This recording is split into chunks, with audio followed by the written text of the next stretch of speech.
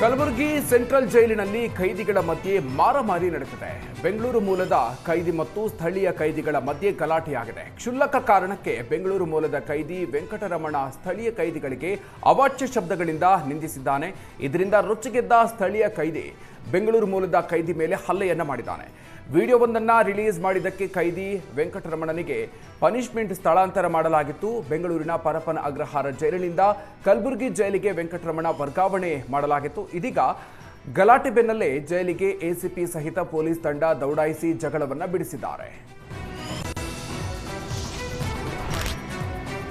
KSRTC bus ಮತ್ತು lorry ನಡುವೆ ಮುಖಾಮುಖಿ ಡಿಕ್ಕಿಯಾಗಿದ್ದು 20ಕ್ಕೂ ಹೆಚ್ಚು ಮಂದಿಗೆ ಗಾಯಗಳಾಗಿದೆ. ಚಾಮರಾಜನಗರ ತಾಲೂಕಿನ ಬೆಂಡರವಾಡಿ ಬಳಿ ಈ ಘಟನೆಯಾಗಿದೆ.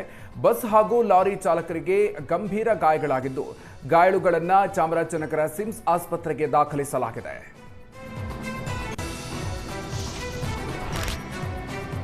ಕೋಲಾರದಲ್ಲಿ ಚಲಿಸ್ತಾ ಇದ್ದ ಕೆಎಸ್ಆರ್ಟಿಸಿ ಬಸ್ನಲ್ಲಿ ಬೆಂಕಿ ಕಾಣಿಸಿಕೊಂಡಿದೆ. ಕೋಲಾರದಿಂದ ಬೇತಮಂಗಲ ಕಡೆಗೆ ಹೊರಟಿದ್ದ ವೇಳೆ ಅವಘಡ ನಡೆದಿದೆ. ಬಸ್ನ ಇಂಜಿನ್ನಲ್ಲಿ ಶಾರ್ಟ್ ಸರ್ಕ್ಯೂಟ್ ಸಂಭವಿಸಿ ಬೆಂಕಿ ಕಾಣಿಸಿಕೊಂಡಿರುವ ಅನುಮಾನ ವ್ಯಕ್ತವಾಗಿದೆ. ಬಸ್ನಲ್ಲಿ 60ಕ್ಕೂ ಹೆಚ್ಚು ಮಂದಿ ಪ್ರಯಾಣಿಕರಿದ್ದು ಭಾರೀ ಅನಾಹುತ ತಪ್ಪಿದೆ.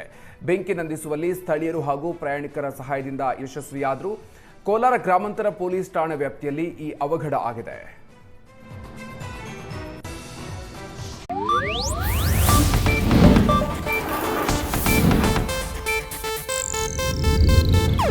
ಇದು ಏಷ್ಯಾನೆಟ್ ನ್ಯೂಸ್ ನೆಟ್ವರ್ಕ್ ಪ್ರಸ್ತುತಿ.